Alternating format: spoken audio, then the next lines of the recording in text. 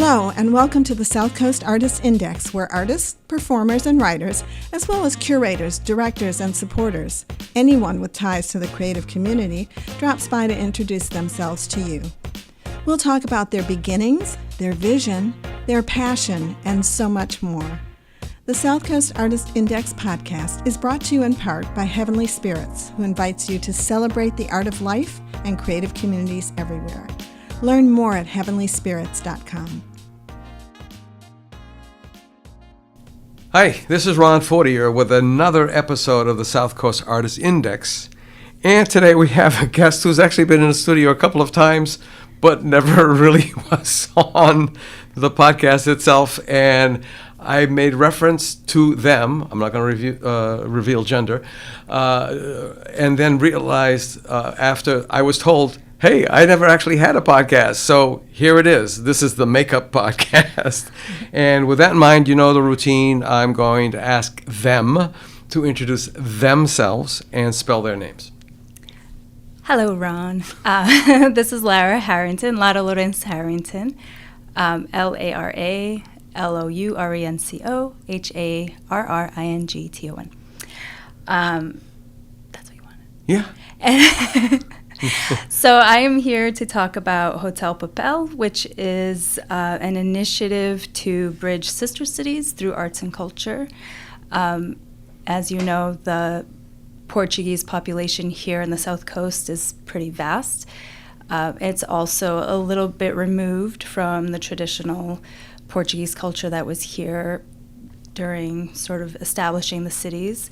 So as a first generation Portuguese American, I am sort of on a mission to help renew the Portuguese culture in the South Coast so that all people can experience the history and the stories and the connections, even if they are not Portuguese. So basically not just bridging Greater New Bedford and Fall River to the Azores, but also non-Portuguese people from the South Coast, because the South Coast was built by Portuguese people. So if you have a connection to the South Coast, you have a connection to Portugal. So it's sort of a bigger bridge with all of South Coast to Portugal and not just the Portuguese population. Yeah, it's funny as you're speaking, and it always happens because it's triggering off a whole bunch of things that, the earliest immigration, probably the most notable in the 20s, the biggest wave of immigration from Europe, the first really big coordinated wave. There was a lot of things that came along with it. They were escaping poverty. I remember my mother talking about there were no chimneys. There were holes in the ceiling, so to speak, where the smoke went out over the brasa, the brazier. The stove and people, my aunt who married my aunt, Tia Gloria, who married my Tia Joaquin, always used to say when something really good happened to her that estou na América com sapatos e tudo. I'm in America with my shoes and all. And for many of these immigrants, it was their first pair of shoes. Mm-hmm. And then they were looked down upon. But unfortunately, especially with the current political situation, we're starting to see that all these people that came over were all treated badly in one way or another. And then it comes to the point where they become dominant, to use that term loosely, and there are people who are resentful of their dominance. And then I think now the point that you made, that I took, is that they're sort of receding into the grain of the fabric, that their presence isn't that noticeable anymore. Right. Is that true? Think, here I grew up in Taunton, which was also a big population of Portuguese, and I grew up. And my parents came here in the 70s. My mom was a year before the revolution, my father just after the revolution. So their outlook on life was, I think, one with hope, but also a little bit of skepticism. They always taught us to work hard and be kind. and everything will fall into place. So growing up, there was a lot of Portuguese tradition, not just in our community, as like annual events and festivals, but also in our families. And you don't see that as much now because now we're on like second, third, fourth generation Portuguese. So all those small traditions have started to sort of dwindle a little bit, but the stories are still there.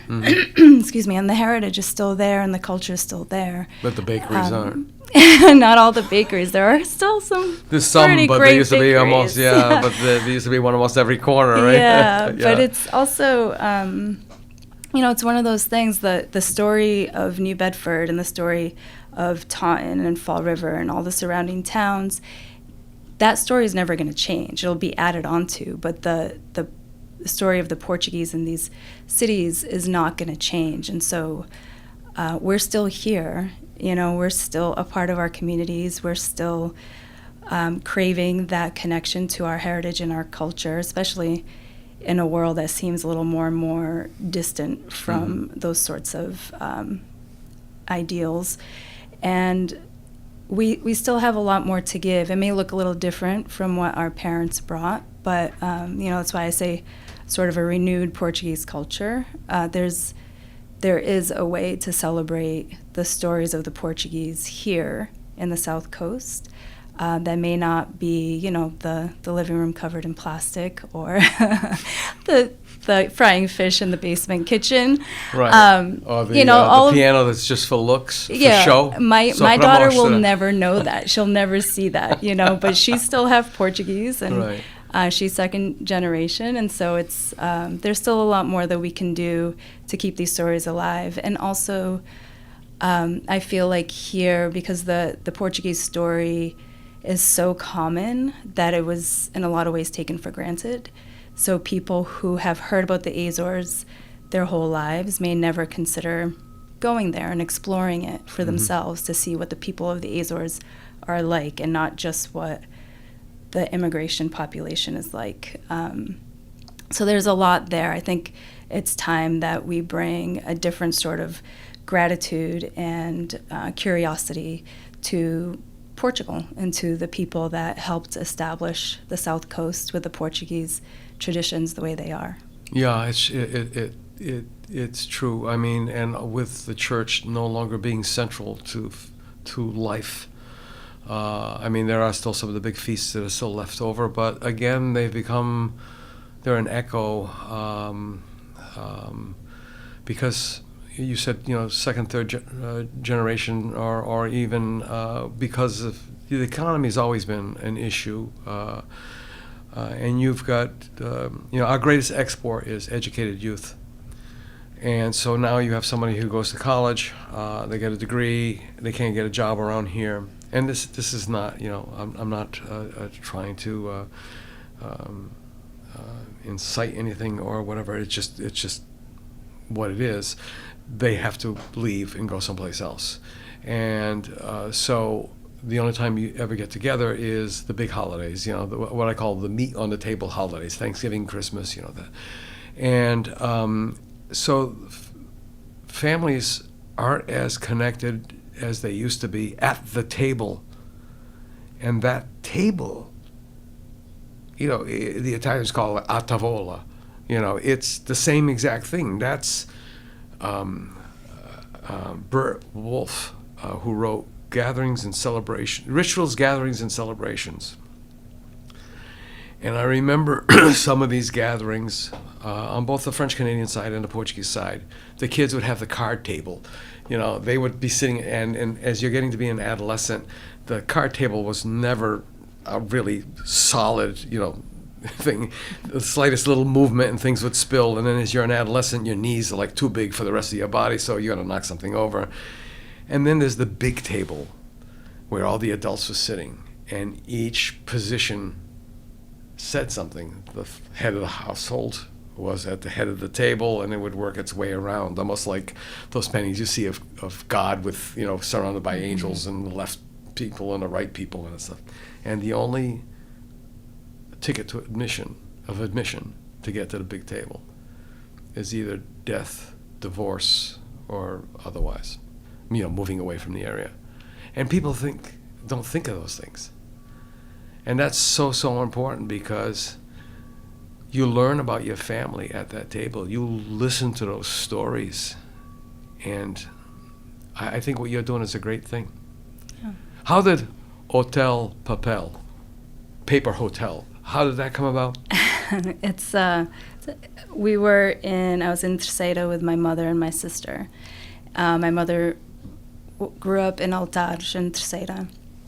And her neighbor, when she was growing up, his name was Caneta, and he opened up a restaurant called Restaurant Caneta, where his childhood home was. And then he eventually bought my mother's childhood home and expanded his restaurant, and they have a beautiful business there where they have a butcher shop and they make ghee. I believe they're still the only producers of ghee clarified butter Really? on the island. And Azorean butter is delicious, so you can imagine. Yeah, but to now bring it to the Indian influence, which has always been mind blowing. Well, the Portuguese. Caneta is. Well, I'll get to that. Okay. Yeah. So we were waiting to get sat at the restaurant. My mother hadn't seen Caneta since they were kids. Mm-hmm. And we were at the terrace overlooking the property across the street, and there was some property for sale. So my mother and my sister and I just started sort of daydreaming about what we could do with that property. We had talked about doing like a little hotel. Of course, my sister wanted a pool. And so with talking about it, it dawned on me. I said, we can name it Hotel Papel, because papel is paper, and it'd be across the street from Caneta, Restaurant Caneta, which is pen, so it'd be pen and paper. And then I started running with this idea about it being, stationery themed, and really creating the pen pal, and bringing people together that way. So even though it works really well as Restaurant Caneta and Hotel Papel, we're not going to start a hotel across from Caneta Restaurant. But this idea, this concept of helping people establish relationships, and in the past I've brought groups of people to the Azores. Mm-hmm. I've been involved with organizing the international regattas for Azorean Maritime, and through Boutique Fitness we brought a group of clients. I've brought friends. Almost every time I go I bring friends. So there's a lot to be said about bringing people and showing them sort of the local experience and not just the way a tourist would see it. Mm-hmm. So that became a really interesting concept to me. So Hotel Papel, and really seeing the islands through a local lens and not just as a tourist. Right. And it just started to evolve, but really I didn't want to just be a tour guide. My background is in the arts. I have a degree from Mass Art, and the last 20 years I've sort of delved into fitness. I co-founded Boutique Fitness in New Bedford and Mattapoisett, and that was really out of necessity. So when I was in my mid-20s, I had a lot of health issues, and I hired a personal trainer because I didn't have health insurance because I was an artist. Mm-hmm. So she sort of nursed me back to health, and I was absolutely blown away by her approach and just the impact that it had on my life. Like, I did think when I was 25, I thought everything was over. It's all over. I can't work on my pottery wheel. I can't use my table saw. I can't do all these things that I was doing. And I was working construction also. And she nursed me back to health, and I fell in love with that process. So I got into fitness, and 6 years into being a personal trainer, my friend Angela and I co-founded Boutique Fitness.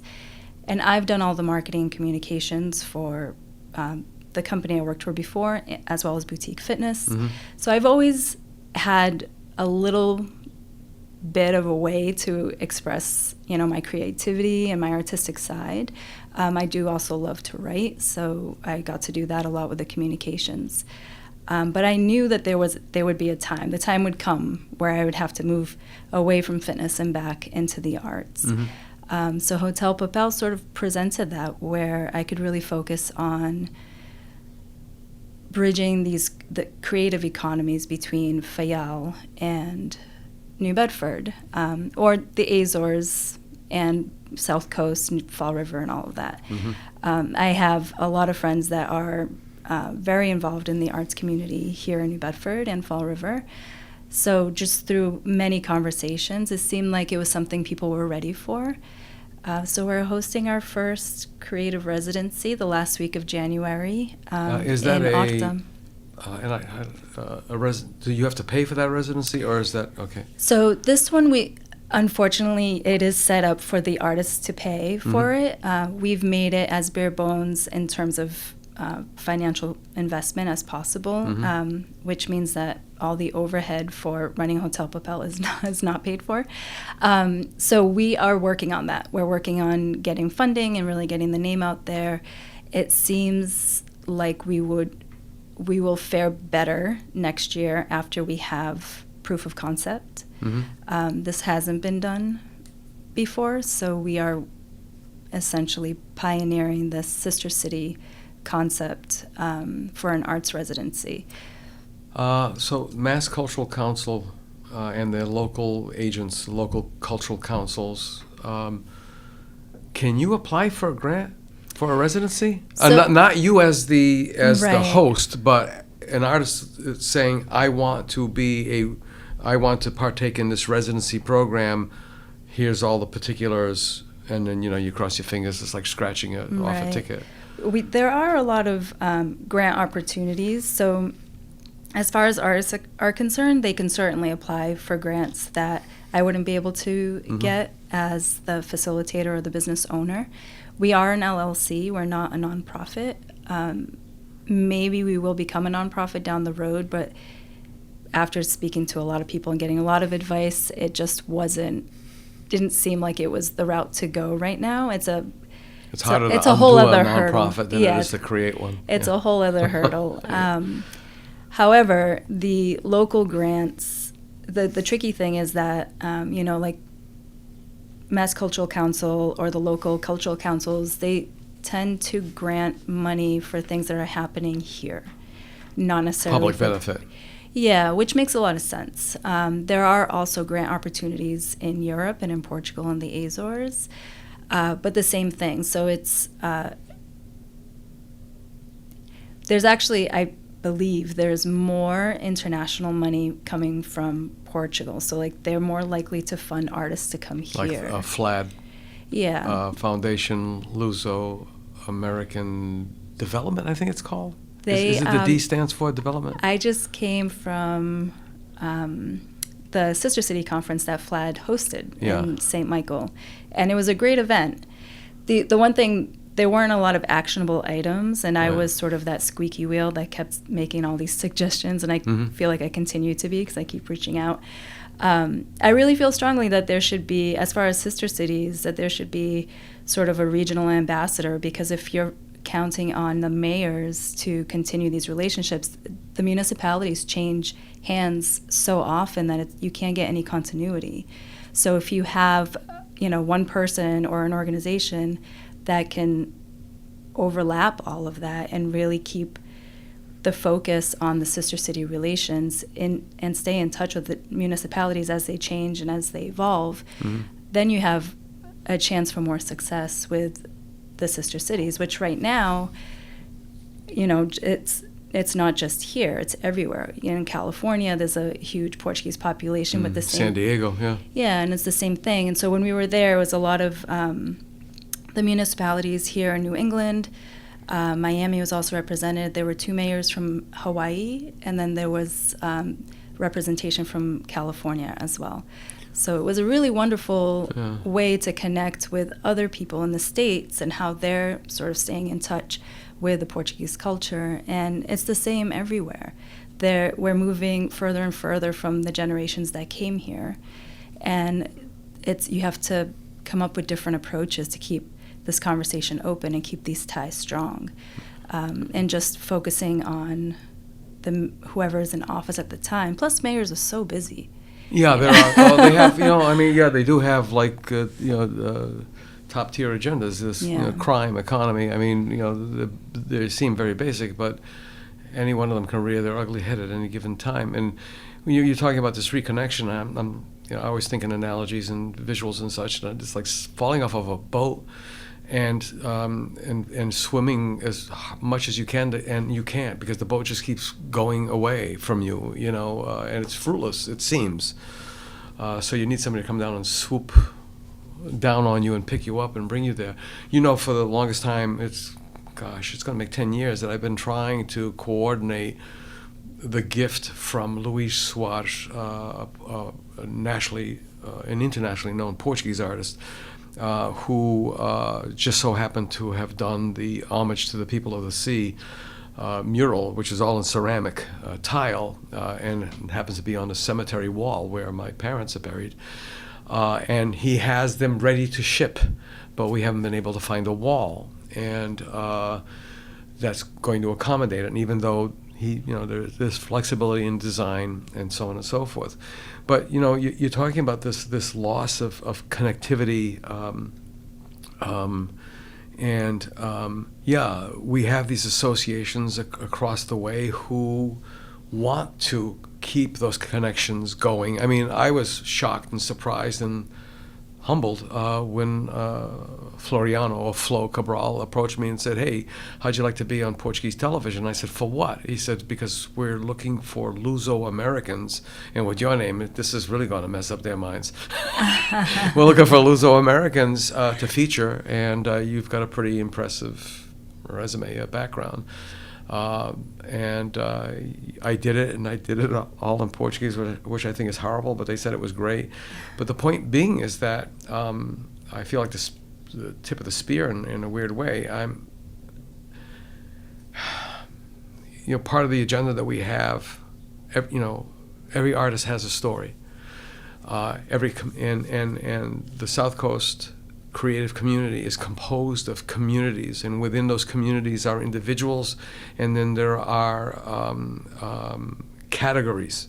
Like the Cape Verdean community, for example, they have a large photography category and a large music category, and there's probably other categories within that community.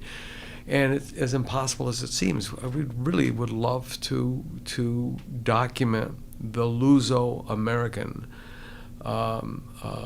heritage. My own great uncle, I don't mean he was a fantastic guy, I mean great uncle, as in my great grandfather's brother.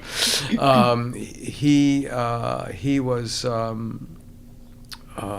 newspaper founder. He was credited with founding 6 Portuguese language newspapers in this country. So what's the big deal? Who cares?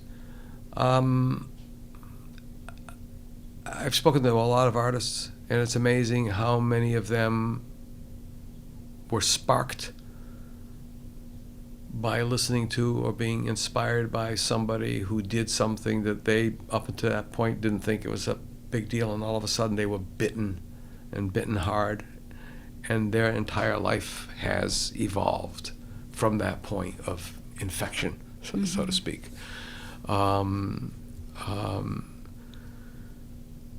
It would be great if we could write a grant for individual artists to participate in your residency program. And what would the public benefit be? The public benefit would be that they would bring their work back for an exhibit here, and that's the public benefit. Domingos Rodrigues, the Azorean painter, that caused such a buzz with people of Portuguese descent. I mean, it was like, people want to see people that like them. They want to see things that they can connect to spiritually, by blood, by whatever. And the odd thing is when I went to Figueira, when my mother was still alive, and the big museum there was a João Reis exhibit. He was a contemporary of Domingos Rodrigues. And what's the first painting that I see when I enter the gallery? It was a portrait of Domingos Rodrigues, because they were friends.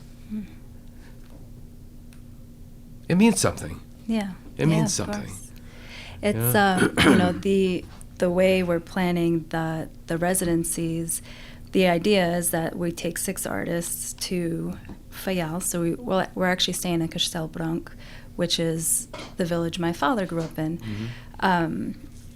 So it'll be 6 of us, and then we'll have a studio space, or 6 artists, and then myself and Ethan Diaguiar, the filmmaker from New Bedford, will be assisting me. So he'll be the liaison for the trip, and he'll be documenting everything, which will give us really great proof of concept, because he's incredible. And so when we arrive, the idea is that we'll explore the island together as a group.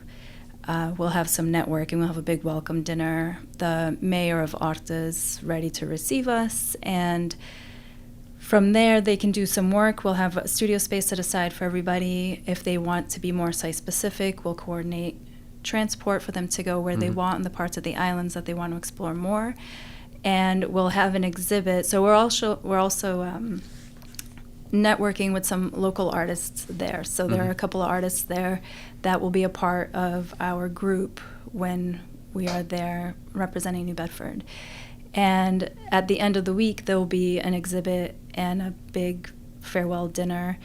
I'm guessing that most of the work will sort of be in process, or, in its concept phase.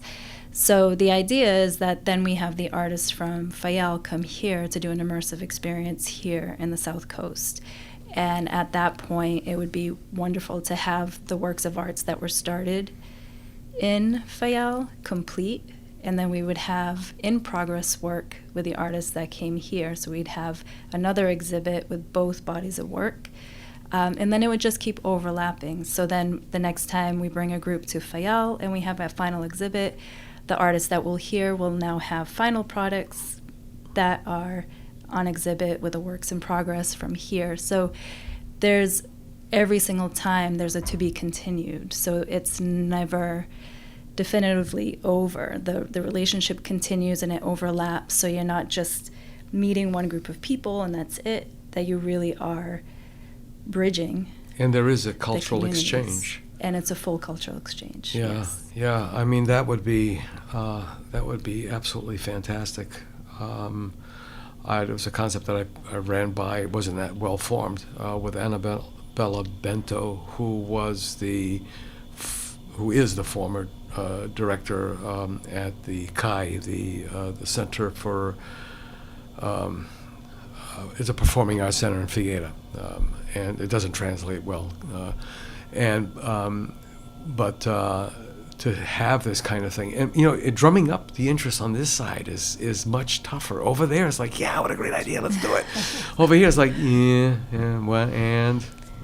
Well, and that's some people are, I think, disappointed that the artists have to pay for this residency, but then that's my point in case right there, is that if I waited for everybody to believe me and for the funding to come through, it would never happen.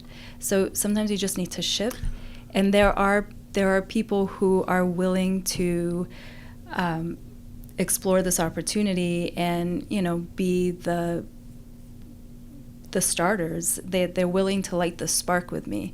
And then from there anything can happen. But to be a part of this inaugural group, I think, is really special. I mean, you spend the money to go on a cruise with 4,000 other people. That's a no-brainer.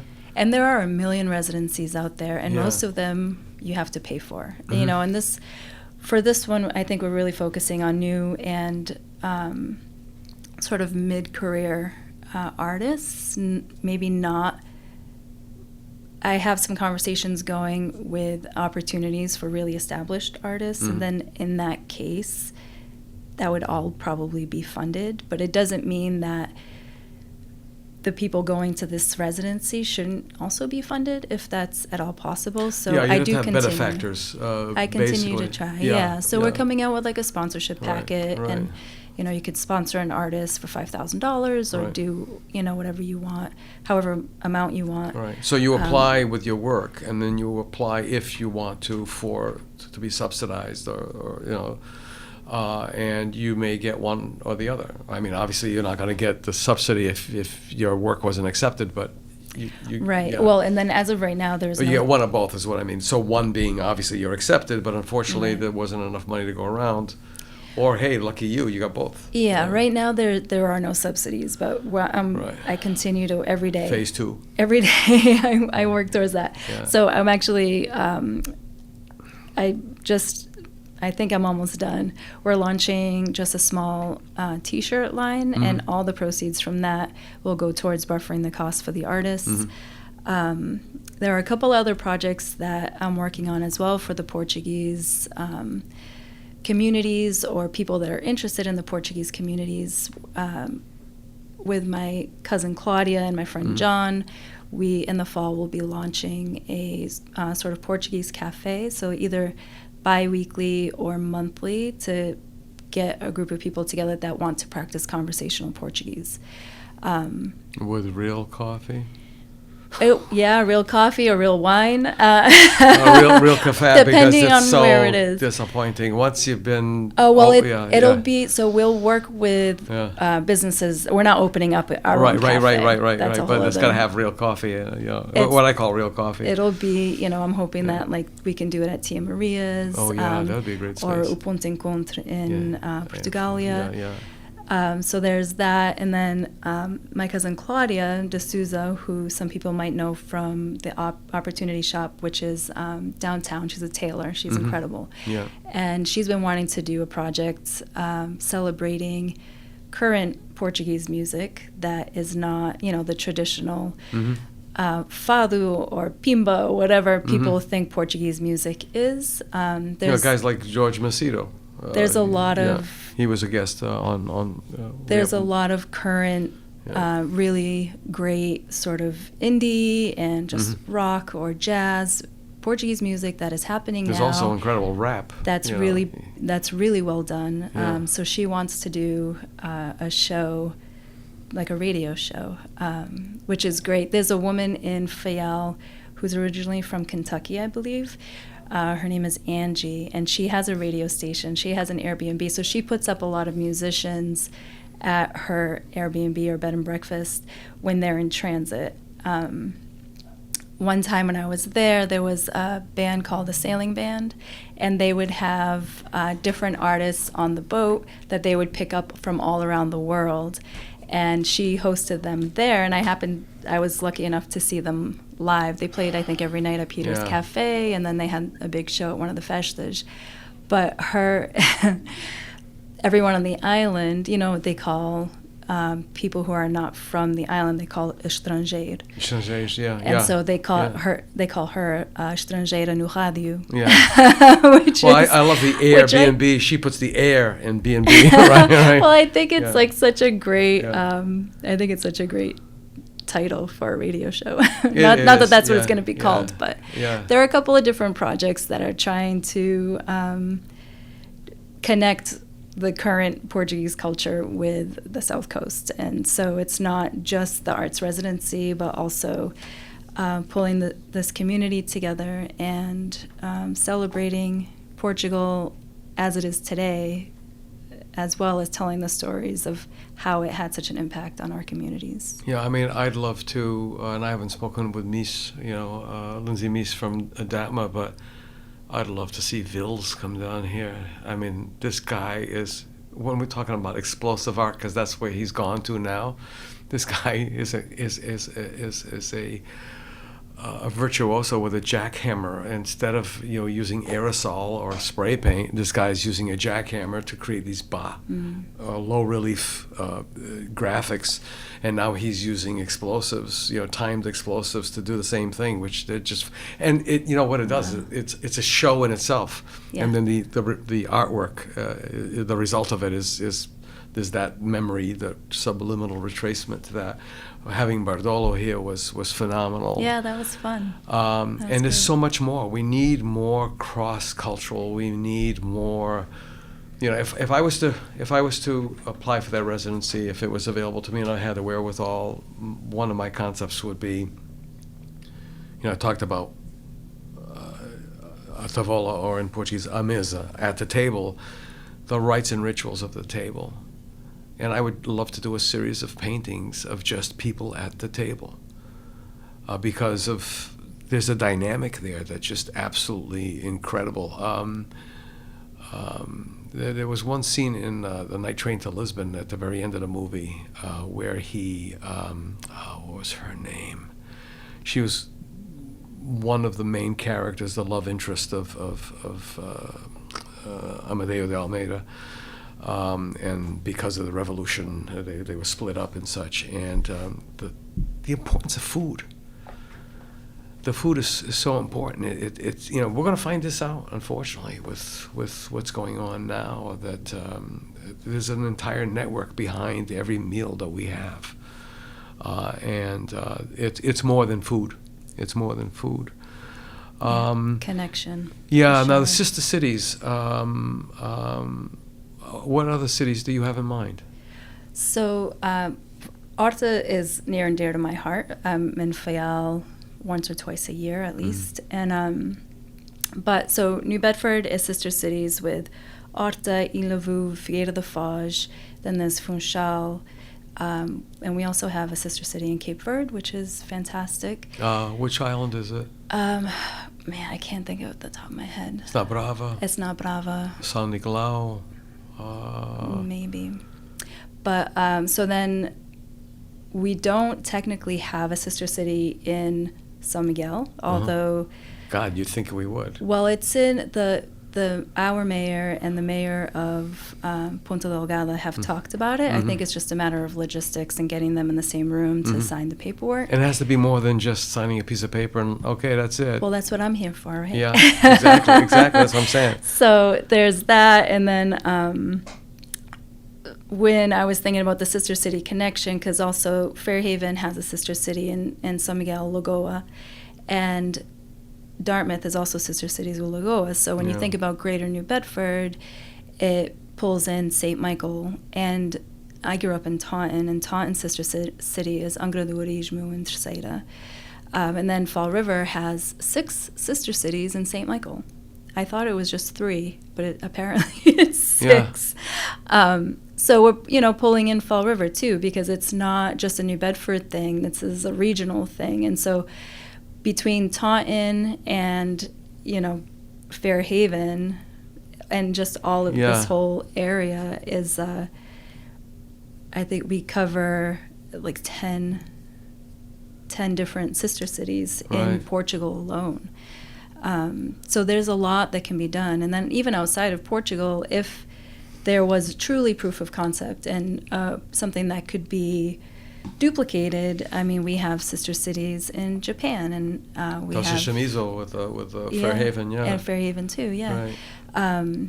There's also Ireland, and there's Berlin, and Alaska. We have a sister city, which is it Barrow?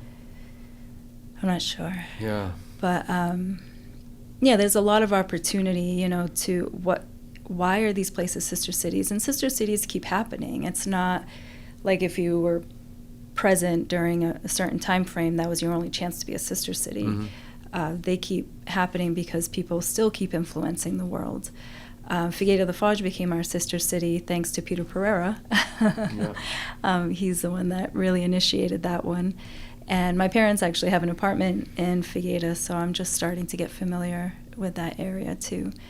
Yeah, that's a soft spot for me. I never, when I first went there, my first visit before I decided to expatriate, I couldn't figure out what was so familiar about it, because there's nothing genetic there. I mean, it's not my mother's country, that's my stepfather's, and he was born in Gloucester, and like a lot of first generations, second generations actually, they came over here with their parents, and then they were born here. Well, they came over. Their parents came over. They were born here, and then a lot of them went back for multiple reasons.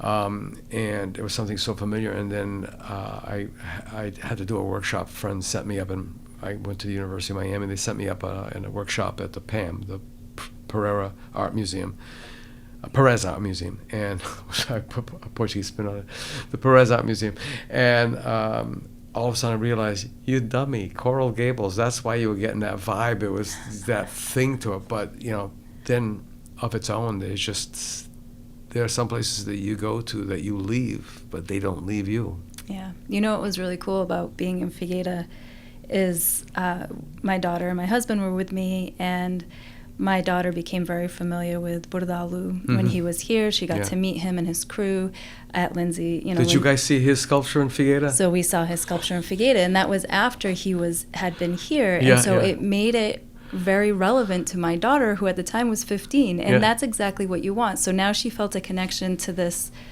what seemed to be random sculpture, right? Because it's just up right next to the beach in Figueira. And but to her, it had this other level of importance because it connected her to her home in New Bedford, and it made that Portuguese artist relevant, which made her being Portuguese relevant. And all of that is so important. And then she did a school trip to Spain and Portugal this past April. It was like 80 kids or something. But along the way, they saw a few different Bordalo sculptures, and every kid on that bus was excited to see it because it made New Bedford relevant to Portugal. They use that old-fashioned Portuguese word, orgulho. Orgulho. Yeah, pride. Yeah, that's pretty cool. That's pretty cool. 'Cause I remember when I first saw it, we were going up to Temus, which is way, way, way out there, almost to the Bordal, and I didn't expect that. And then he made it from parts of the water park that my niece and my goddaughter used to love to, she forced me to go on a big slide and all this other stuff. Come on, I'll go around, right? My brother lives in Germany, but they would come down every July to visit. And he says that he made this from all the parts of the water park, which is this whole, in Portugal culture, Portuguese culture, there's never a short story. There's like, back stories and such.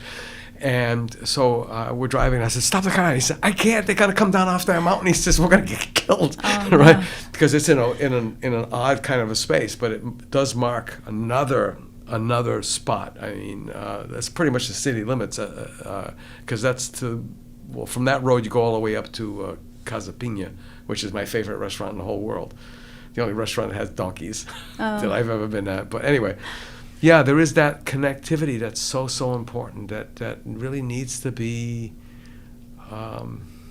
stitched together like a big net or a big crocheted Afghan or whatever. Something cozy. something cozy, something that because we've lost a lot of that connectivity. I mean, people are in their screens, and that's about it. And that's a sad thing. So we've got a few more minutes. What else would you like to get down on tape, as they say, for posterity here, and practicality and posterity?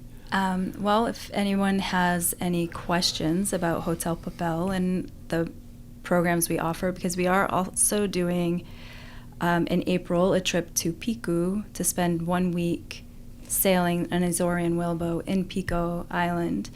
And that will be coupled with exploring the maritime history. So they'll be meeting the master boat builder, Sr. João Tavares, who built the 3 Azorean whaleboats here in New Bedford.